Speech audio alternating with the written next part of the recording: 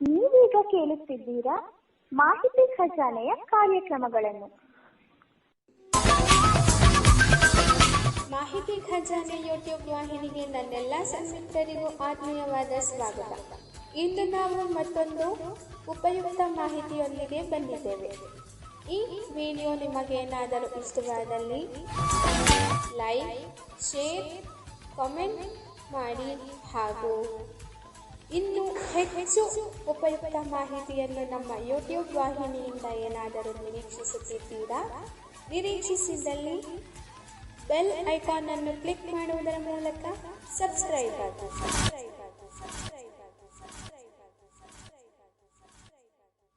ನುಡಿ ಬೆಳಗು. ಮುಚ್ಚಿದ ಬಾಗಿಲ ತೆರೆದು ಬಂದವರು. ಅವತ್ತು ಗೆಳೆಯರ ಗುಂಪು ಒಂದು ಹೋಟೆಲ್ನಲ್ಲಿ ಸೇರಿತ್ತು. ಎಲ್ಲರೂ ದೋಸೆ ಸವಿಯುತ್ತಿದ್ದರು. ಅಷ್ಟರಲ್ಲಿ ನಾಗರಾಜ್ ಎನ್ನುವವರಿಗೆ ತುತ್ತು ಗಂಟಲಲ್ಲಿ ಸಿಕ್ಕು ನೆತ್ತಿಗೇರಿತು. ತಕ್ಷಣ ಕುಡಿಯುವ ನೀರು ಬೇಕಿತ್ತು. ಅಲ್ಲೇ ಇದ್ದ ಗೆಳೆಯನ ಪುಟಾಣಿ ಮಗಳು ಕೈಗೆ ಸಿಕ್ಕ ನೀರಿನ ಬಾಟಲಿ ತಂದು ಕೊಟ್ಟಳು. ಅದರಲ್ಲಿದ್ದ ನೀರು ಗಕ್ಕನೆ ಕುಡಿದಾಗ ವಿಚಿತ್ರ ಹಿಂಸೆ ಹುಟ್ಟಿತು. ಮೂಗಿನಲ್ಲಿ ಉರಿ, ಗಂಟಲಲ್ಲಿ ಕೆರೆತ ಶುರುವಾಯಿತು.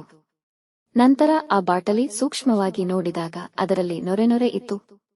ವಿಚಾರಿಸಿದಾಗ ಅದು ಟೈಲ್ಸ್ ಕ್ಲೀನ್ ಮಾಡುವ ನೀರಿನಂತಿರುವ ಆಸಿಡ್ ಎಂದು ಗೊತ್ತಾಯಿತು. ನಂತರ ವೈದ್ಯರಿಗೆ ತೋರಿಸಿ ಸಲಹೆ, ಔಷಧಿ ಪಡೆದರು. 1 ತಿಂಗಳ ತನಕ ಯಾವ ಸಮಸ್ಯೆಯೂ ಇರಲಿಲ್ಲ. ನಂತರ ನಿಧಾನಕ್ಕೆ ಮೈಯೆಲ್ಲ ಕಡಿತ, ಮೂತ್ರ ಉರಿ, ಆಯಾಸ, ಸುಸ್ತು ಚಾಲು ಆದವು. ಮೊದಲು ಜಾಂಡೀಸ್ ಕಾಯಿಲೆ ಇರಬಹುದು ಎಂದುಕೊಂಡರು. ಮತ್ತೆ ತಪಾಸಣೆ, ಗುಳಿಗೆ, ಔಷಧಿ ಎಲ್ಲವೂ ಆದವು. ಮತ್ತೊಂದು ಪರೀಕ್ಷೆಯಲ್ಲಿ ಡಯಾಬಿಟಿಸ್ ಕಾಣಿಸಿಕೊಂಡಿರುವುದು ಗೊತ್ತಾಯಿತು. ಹಾಗೆಯೇ ಲಿವರ್ ಕೂಡ ಸಮಸ್ಯೆಯಲ್ಲಿತ್ತು. ಅದಕ್ಕೂ ಚಿಕಿತ್ಸೆ ಶುರುವಾಯಿತು.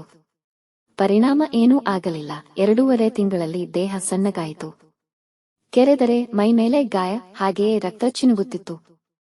ಸ್ನಾನ ಕೂಡ ಕಷ್ಟವಾಯಿತು. ಅನೇಕ ವೈದ್ಯರನ್ನು ಕಂಡರು. ನೀವು ಬದುಕುವುದೇ ಕಷ್ಟವಿದೆ. ಫ್ರಾಂಕ್ರಿಯಾಸ್ ಹಾಳಾಗಿದೆ. ಇರುವಷ್ಟು ದಿನ ಮಜ್ಜಿಗೆ ಅನ್ನ ತಿಂದುಕೊಂಡಿರಿ ಎಂದರು ಎಲ್ಲರೂ. ಸಾವು ಖಚಿತ ಎಂದಾಯಿತು. ಅಂತಿಮ ದಿನಗಳು ಬಂದವು.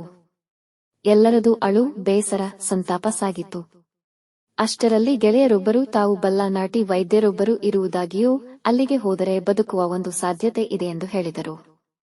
ಕೊನೆಯ ಒಂದು ಚಾನ್ಸ್ ತೆಗೆದುಕೊಳ್ಳುವುದರಲ್ಲಿ ತಪ್ಪೇನಿದೆ ಎನಿಸಿತು.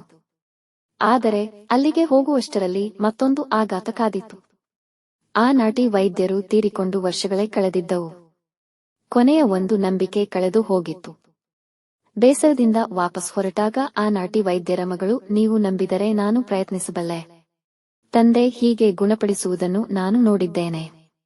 ಒಪ್ಪಿಗೆ ಇದ್ದರೆ ನಾಳೆ ಬೆಳಿಗ್ಗೆ ಹಸುವಿನ ಹಾಲು ತನ್ನಿ ಎಂದಳು. ನಾನು ಉಳಿದರೆ ಬಂದೇನು, ನೀವು ಇಲ್ಲಿರುವುದು ಬೇಡ ಎಂದು ಮನೆಯವರನ್ನು ನಾಗರಾಜ್ ಕಳಿಸಿದರು. ತಿಂಗಳು ಉರುಳಿದವು.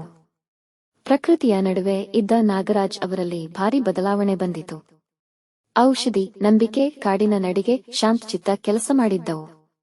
ಮತ್ತೊಮ್ಮೆ ಪರೀಕ್ಷಿಸಿದ ಲ್ಯಾಬ್ನವರಿಗೂ ಆಶ್ಚರ್ಯ, ಇದು ಹೇಗೆ ಸಾಧ್ಯವಾಯಿತು? ಸಾವಿನ ಬಾಗಿಲು ತಟ್ಟಿ ಬಂದ ನಾಗರಾಜ್ ಹೇಳುವಾಗ ನಾನು ಹೀಗೆ ಅಚ್ಚರಿಯಲ್ಲಿ ಕೂತಿದ್ದೆ. ಅನೇಕ ಪ್ರಶ್ನೆಗಳು, ಗುಮಾನಿಗಳು ಬಾಕಿ ಇದ್ದವು. ಅವರೀಗ ಯುವಕನಂತಾಗಿ ಚಾರಣ, ಪ್ರವಾಸ, ಓಡಾಟಗಳಲ್ಲಿ ಬಿಗಿ. ನನಗೀಗ ಕೋಪ, ಚಿಂತೆ, ಹಠ, ನಿರೀಕ್ಷೆಗಳಿಲ್ಲ. ನಾನು ಸತ್ತ ಮೇಲೆ ನಮ್ಮ ಮನೆಯವರಿಗೆ ಬರಬಾರದ ಕಷ್ಟ ಬರುತ್ತದೆ ಎಂದು ಯೋಚಿಸುವುದೇ ಶುದ್ಧ ಮುಟ್ಟಾಳತನ. ನಮ್ಮ ನಂತರ ಅವರು ನಿಜವಾಗಿಯೂ ಹೊಸ ಬದುಕನ್ನು ಕಟ್ಟಿಕೊಂಡು ಖುಷಿಯಾಗಿರುತ್ತಾರೆ ನೋಡಿ. ಹೆಚ್ಚು ಆಸೆಗಳಿಲ್ಲದೆ ನಾನೀಗ ಸಂತಸವಾಗಿದ್ದೇನೆ ಎಂದು ತಾವು ಕಂಡುಕೊಂಡ ಸತ್ಯವನ್ನು ನಾಗರಾಜ್ ವಿವರಿಸಿದರು.